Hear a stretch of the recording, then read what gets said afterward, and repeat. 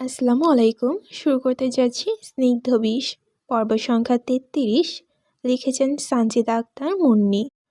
Room ভর্তি ফুলের কড়া সুবাস, গোলাপ আর রজনীগন্ধা মালায় সাজানো বিছানাটায় কোনো নববধূ লাজুক স্বপ্নের মতো সেজে আছে। সেই ফুলের বিছানায় বসে আছে ইকরা, পরনে ওর টকটকে লাল বেনারসি, গা ভর্তি গহনা, আর চোখ মুখে এক আলাদা কৌতুক তার। সচরাচর বাসরাতে মেয়েদের যেমন আড়ষ্ট বা জড়সড় হয়ে বসে থাকার কথা, ইকরার মধ্যে তার লেশমাত্রও নেই। সে বরং দরজার দিকে তাকিয়ে অপেক্ষা করেছে কখন ধ্রুব আসবে। বেশ কিছু মুহূর্ত কাটার পর দরজা খুলে রুমে ঢুকলো ধ্রুব। তার চোখ মুখে ক্লান্তির চেয়ে বিরক্ত বেশ স্পষ্ট। ইকরার দিকে এক নজর তাকিয়ে সে মুখ ফিরিয়ে নেয়। এই সুসজ্জিত বিছানা আর বধূবেশে বসে থাকা ইকরা সবকিছু তার কাছে অর্থহীন। ধ্রুব সোজা আলমারি দিকে যায়, নিজের শেরওয়ানি আর পাঞ্জাবি খুলে ছুঁড়ে ফেলে ফ্লোরে। তারপর একটা টি শার্ট আর ট্রাউজার পরে শুয়ে পড়ার প্রস্তুতি নিতে থাকে। ইকরা সব দেখছে। ধ্রুবকে এই হাবভাব দেখে মনে মনে হাসছে। সে তো জানতো এমনটাই হবে। সবার মতো রোমান্টিক বাসর এই জন্মে তার কপালে নেই। ধ্রুব আলমারি থেকে একটি বালিশ আর কাঁথা বের করে বগলে চাপে। তারপর বিছানায় বসে থাকা ইকরার দিকে ঘাড় ঘুরিয়ে চরম নিষ্পিত্র গলায় ঘোষণা করে, তোকে মা আমি বউটো মানি না, তুই তোর মতো বিছানায় থাক, আমি সোফায় গেলাম। স্বামীর মুখে বাসর রাতে এমন প্রত্যাখ্যান শুনছে, কিন্তু ইকরা কি কাঁদছে? একদমই না। উল্টো ধ্রুবর কথা শুনে সে খিলখিল করে হেসে ওঠে। মনে হচ্ছে ধ্রুবর এই বউ মানে না ডায়লগটা তার কাছে কোনো জোকসের চেয়ে কম কিছু না। ইকরা কোনো ভাবান্ত না দেখিয়ে নিজের স্মার্টফোনটা ধ্রুবর দিকে বাড়িয়ে দেয়, দিয়ে হাসি মুখে বলে, বউ তো মানবি না জানি, তুই তো একটা আস্ত হারামি। যা এত কষ্ট করে সেজেছি, মেকআপ করেছি, আমার সুন্দর কয়েকটা পিক তুলে দে। ধ্রুবর চোখ কপালে উঠে যায় এই শুনে। সে তো ভেবেছিল ইকরা হয়তো সিনক্রেট করবে, কান্না করবে, কিন্তু এই তো উল্টো ছবির আবদার করছে। বিরক্তি নিয়ে এগিয়ে গিয়ে সে ইকরার হাত থেকে ফোনটা ছোঁ মেরে নেয় আর কর্কশ গলায় বলে, পোজ দে। ইকরা সঙ্গে সঙ্গে মিষ্টি করে হেসে পোজ দেয়। কখনো চিবুকে হাত রাখে, কখনো শাড়ি আঁচল ঠিক করে নেয়। ধ্রুব অনিচ্ছা সত্ত্বেও খচখচ ৪-৫টা ছবি তুলে দেয় ইকরাকে। তারপর ফোনটা ইকরার হাতে গুজে দিয়ে জানতে চায়, আর কিছু? ইকরা ফোনের স্ক্রিনে ছবিগুলো জুম করে দেখতে দেখতে বলে, হ্যাঁ, আর একটা জিনিস জানার আছে। ধ্রুব বুড়ো কুচকে তাকায়, কি? ইকরা এবার ধ্রুবর দিকে হাত বাড়িয়ে দেয়, যেমনভাবে পাওনা দেয় তার পাওনা চাইছে। হাত বাড়িয়ে সে বলে, আমার সালামি দাও, যেগুলো আমার পক্ষের আত্মীয়রা তোমাকে দিয়েছে। টাকার কথা শুনে ধ্রুবের মেজাজ আরও বিগড়ে যায়। ও দাঁতে দাঁত চেপে বলে, তাহলে তুইও দে সালামি, যেগুলো তোকে আমার পক্ষ থেকে দেওয়া হয়েছে। ইকরা মুখ বাঁকিয়ে তার ছেলের সুরে জবাব দেয়, ব্যাং দেওয়া হয়েছে। তোর পক্ষে আত্মীয়রা এত কিপটা কেন রে? মাত্র 25,000 টাকা উঠেছে, এই দেখ। বলে সে বালিশের নিচ থেকে টাকার একটা ছোট বান্ডিল বের করে দেখায়।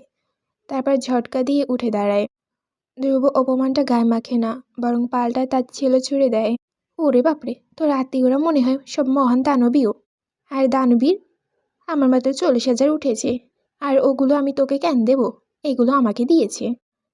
ইকরা এবার কোমর বেঁধে তর্কে নামে। সে ধ্রুবের চোখের দিকে তাকিয়ে চ্যালেঞ্জ ছুড়ে দেয়, এই, আমাকে যখন তুই বই মানিস না, তাহলে তুই আমার আত্মীয় টাকা নিবি কেন? দে টাকা, দে, আমার সালামি আমায় দে। ধ্রুব বুঝতে পারে যুক্তিতে এখন আর পারা যাবে না। সে বিরক্তি নিয়ে হাতে নেড়ে বলে, সরে কেন থিকা, এই সালামি আমার, তোর দিমু কেন, যা হারামজাদি। বলেই ধ্রুব আর এক মুহূর্ত দেরি করে না। বালিশের কাঁথা বগলে চেপে গটগট করে সোফার দিকে চলে যায়। ধপাস করে শুয়ে পড়ে সোফায়, যেন ইকরার ছায়া থেকে সে দূরে থাকতে চায়। ইকরা কিছুক্ষণ ধ্রুবের যাওয়ার পথের দিকে তাকিয়ে থাকে। তার ঠোঁটের কোণে একটা বাঁকা হাসি। সে ধীরে ধীরে উঠে দাঁড়ায়। বাসর রাতটা হয়তো ফুলের মতো কোমল হলো না, কিন্তু ইকরার কাছে এই ঝগড়াটা বেশ উপভোগযোগ্য মনে হলো। ইকরা ড্রেস চেঞ্জ করার জন্য ওয়াশরুমের দিকে পা বাড়ায়। রাত্রি ৪র্থ প্রহর। শিকদার কুঠির জুড়ে চলছে মহোৎসবের প্রস্তুতি। বিশাল ঢেকচিতে ফুটছে আগামীকালের অনুষ্ঠানের জন্য শাহী খানা। বাতাসে ভাসছে ঘি আর মশলার লোভনীয় সুবাস, কিন্তু এই সুগন্ধি ধোঁয়ার আড়ালে কুঠিরের উঠানে এক অন্ধকার স্যাঁতস্যাঁতে কোণে বাতাসে ভারী হয়ে আছে পচা মাংস আর জমাট রক্তের উক্ত গন্ধে। সেখানে মুখোমুখি বসে আছে তৌসির আর রুদ্র। তাদের সামনে গড়িয়ে আছে দুটো সদ্য কাটা নরমুণ্ডু। মাথার ভেতরে পচতে শুরু করা মগজগুলো কালচে আর থকথকে হয়ে গেছে। ওরা কোনো ঘৃণা ছাড়াই খালি হাতে সে পিচ্ছিল মগজগুলো খামচে বের করে আনতে শুরু করেছে টেনে টেনে।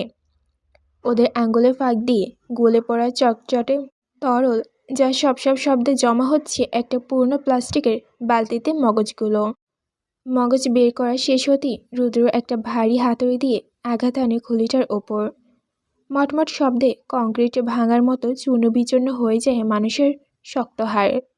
সেই হাড়ের গুঁড়ো আর মগজগুলো তারা নির্দ্বিধায় হাতে ভরে নেয় বালতিতে। কাজ শেষে রুদ্র উঠে দাঁড়ায়। তার হাতে পোশাকে লেগে আছে মগজের কণা। সে বালতিটা হাতে নিয়ে নিচু কিন্তু ভারী গলায় বলে, তৌসির ভাই চলো তাইলে মালটা দিয়ে কামটা সাইরে আই। তৌসির রক্তমাখা হাতটা ধুতে ধুতে উঠে দাঁড়ায়। কণ্ঠে ঠান্ডা স্বাভাবিক একটা ভাব নিয়ে বলে, হাসল পরে আবার বাইতে যাওয়ান লাগবো, তোর বাবিরে একারাই খাইছি। কুঠিরে জীর্ণ মেঝের তলে লুকানো এক গুপ্ত প্রকোষ্ঠ। তৌসির আর রুদ্র সেই পাতাল মুখের কাছে এসে দাঁড়ায় বালতি নিয়ে।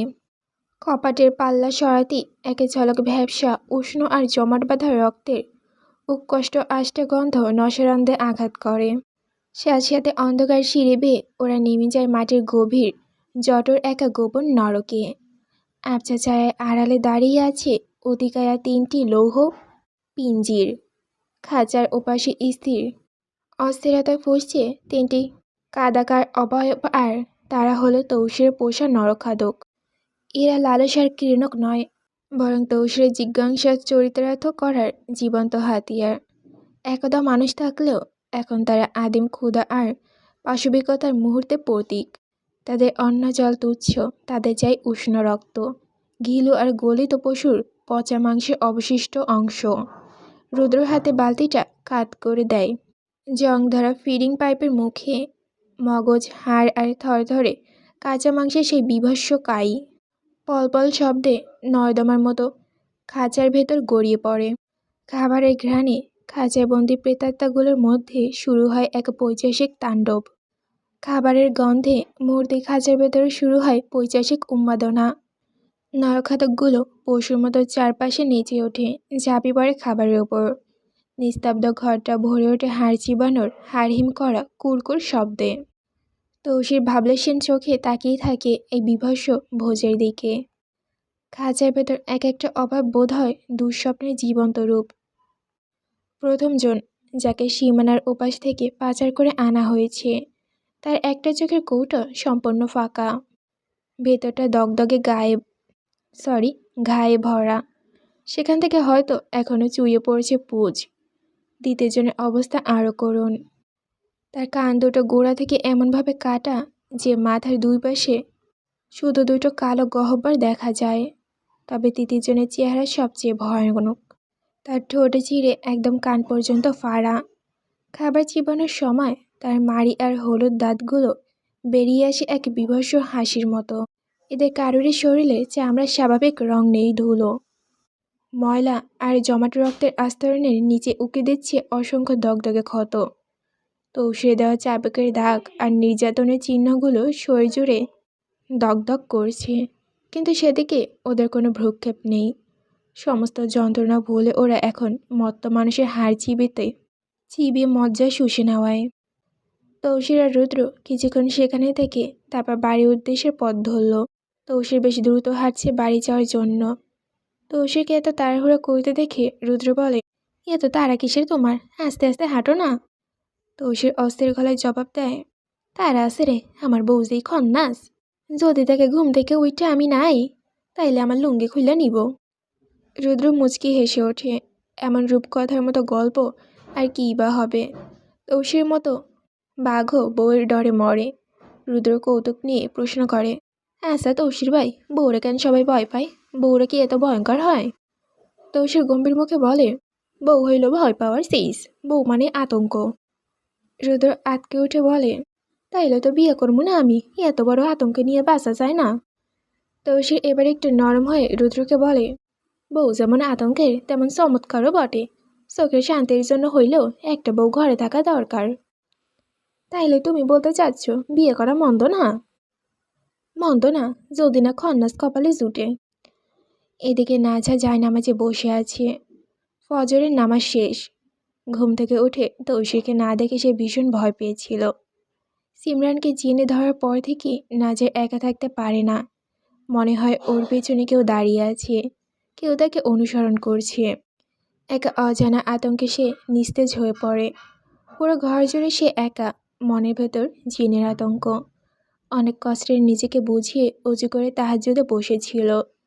তৌসির তো তাকে একটাবারও বলে যেতে পারত, এই লোকটা এমন কেন, এত রাতে সে কোথায় গেল।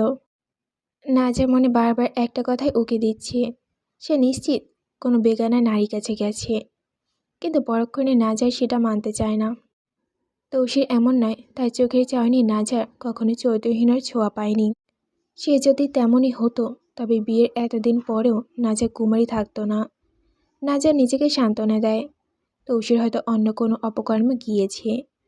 সে যেখানে ইচ্ছা যাক, তাতে নাজারের সমস্যা নেই, কিন্তু বলে যাবে তো। জিনের ঘটনার পর সে ভয় পায় জেনেও তৌসির তাকে এভাবে একা রেখে যায় কেন, কোন আক্কেলে। আরও কিছুক্ষণ সময় পার হওয়ার পর তৌসির ঘরে প্রবেশ করে। ও প্রবেশ করে দেখে নাজা জায়নামাজ ভাঁজ করে আলমারিতে রাখছে। এখন বাইরে ভোরের আলো পুরোপুরি ফুটে উঠেছে। পাখির কিচিরমিচির শব্দ আসছে চারপাশ বয়ে। বেলকনির পাশে গাছটিতে একদল টুনটুনি বাসা বেঁধেছে। তাদের কিচিরমিচির শব্দ বেশ কানে ভাসছে। তৌসির নাজার দিকে আর চোখে এক পলক তাকিয়ে দীর্ঘশ্বাস ছাড়ে। তারপর অপলক দৃষ্টিতে নাজার দিকে তাকিয়ে থেকে তার দিকে এগিয়ে যায়। তৌসির আসতে দেখে নাজার মাথা নিচে করে সরে যেতে চায়। তৌসিরের থেকে দ্রুত বজায় রাখাই শ্রেয়। নাজার এই নীরব অভিমান দেখে তৌসির বুড়কুচকে জিজ্ঞেস করে, কি হইলো? আমি কাছে আসলে এমন পিছে দৌড়াও কেন? নাজা তৌসির মুখের দিকে মুখ তুলে তাকায় আর রাগ সংবরণ করে বলে, আমার সমস্যা তাই আমি দৌড়াচ্ছি। তৌসির এই শুনে কর্কশ স্বরে বলে, এই সিনাল, এত ফ্যাত ফ্যাত করিস না, কাছে আয়, আদর করি একটু। তৌসির কথায় নাজার বিষাক্ত চোখে চেঁচিয়ে ওঠে, শোন বলছি সামনে থেকে, স্বার্থপর পুরুষ কোথাকার। তৌসির নাক মুখ কুচকে জিজ্ঞেস করে, তোর সউই আমি কোন স্বার্থের লোকে খুঁজা মারছি যে আমার এই তকমা দিলি? নাজা এবার ঝাঁজ ছেড়ে বলে, তো কি বলবো আর, এই জিনের জন্য ভয়ে থাকি, তারপর আপনি কোন বিবেকে আমাকে একা রেখে যান? তৌসির অভিমানের কারণ শুনে মেকি হেসে হাত বাড়িয়ে নাজার কোমর জড়িয়ে ধরে, তাকে নিজের বুকের কাছে টেনে আনে। তারপর তার কপালে কপাল ঠেকিয়ে বলে, তবে এই কথা সরাসরি কস না কেন? কইলে তো আমি বুঝতাম।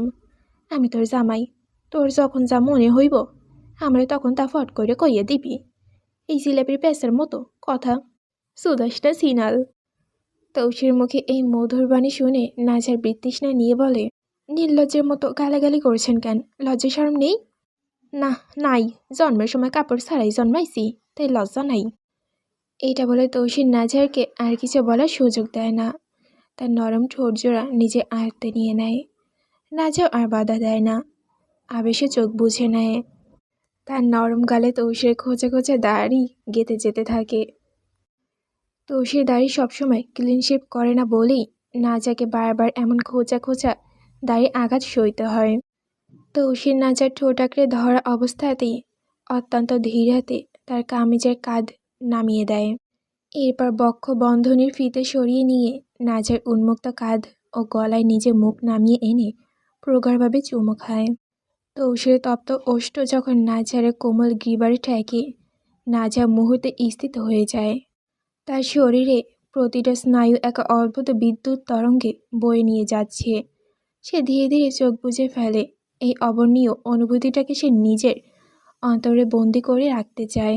এক অজানা শিহরণ তার শির দ্বারা বেয়ে নেমে যাচ্ছে, আর সে অনুভব করছে তৌসিরের নিঃশ্বাসের উষ্ণতা।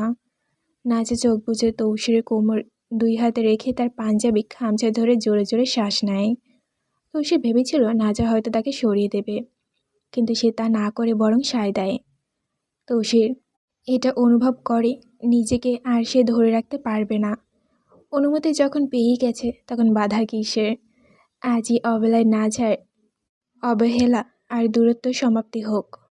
এই সিদ্ধান্তে পৌঁছে তৌসির নাজার কানে কাছে ফিসফিস করে জিজ্ঞেস করে, কামিজটা খুলে নেই কই তোরি? তৌসির এই প্রশ্নে নাজার শরীরের লোম খাড়া হয়ে যায়। এই অনুভূতি একেবারেই অন্যরকম।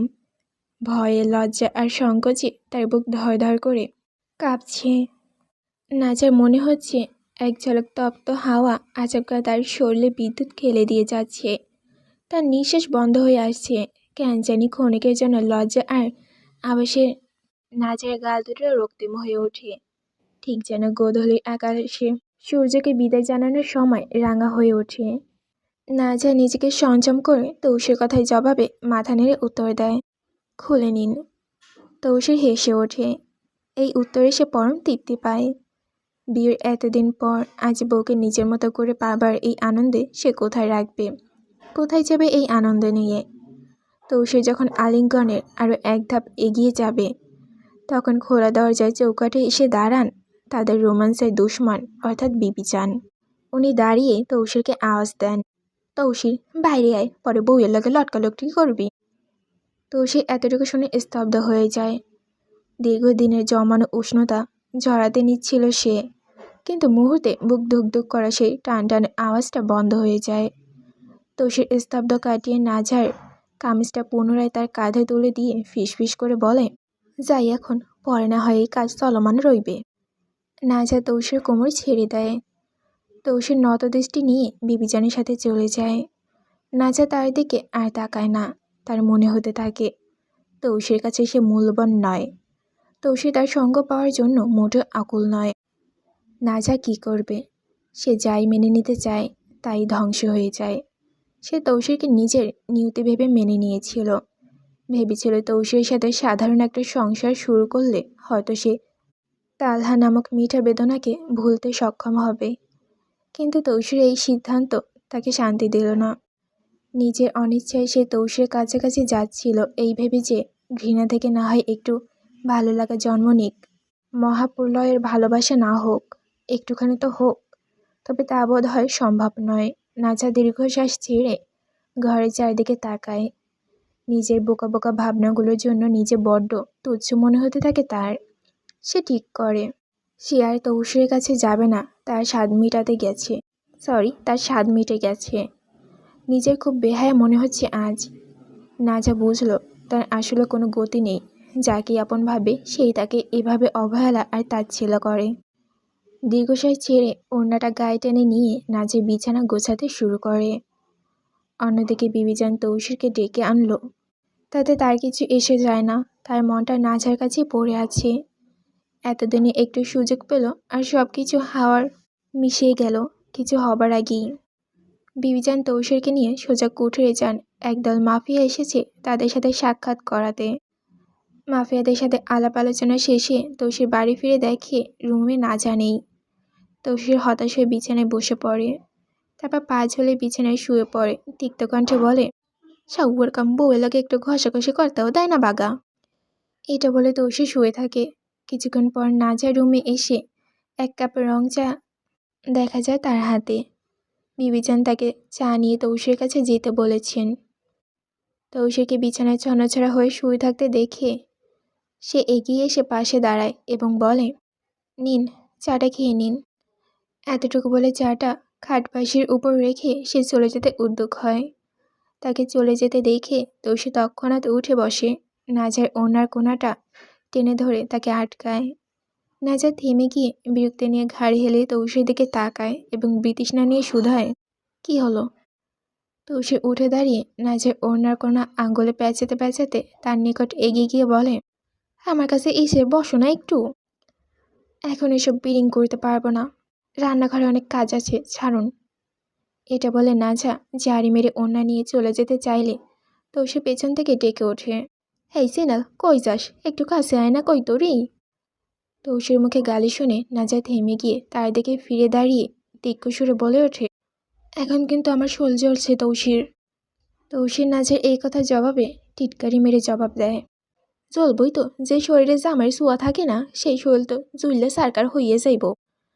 এমন যুক্তি শুনে নাজা দাঁত চেপে তৌসির দিকে কটমট করে তাকিয়ে তেড়ে আসতে আসতে বলে, আপনার মুখ আমি আজকে ছিঁড়ে নেব। খুবই শীতল অশুভ পুরুষ। লজ্জা করে না বউকে এমনভাবে গালাগালি করতে? নির্লজ্জ পুরুষ। এই সুযোগেই তৌসির নাজার দিকে এগিয়ে গিয়ে তার রক্তিম ওষ্ঠদ্বয় আঁকড়ে ধরে। ব্যাস, নাজার মুখের বলি হারিয়ে যায়। তৌসির নাজার কোমরে হাত রেখে তার ঠোঁটের একের পর এক চুমু খেতে থাকে। নাজা তৌসিরকে বাধা দেয় না, তবে শুয়েও যায় না, সায়ও দেয় না, নিদার হয়ে দাঁড়িয়ে থাকে। তৌসির তৃপ্ত হওয়ার অপেক্ষা করে, আর সে তৌসিরকে সঙ্গ কখনোই দিবে না। হইল না রে, হইল না, বাসরটা এই পর্বেও হইল না। আল্লাহ গো, 30টা পাঠ হয়ে গেছে, এই একবার বাসর কবে হইব? হাই হাই, লেখিকা আপা এখনো বাসর কেন দিচ্ছে না? এদের বাসর দেখার জন্য আমি কত অপেক্ষা করছি তোমাদেরকে বলে বোঝাতে পারবো না।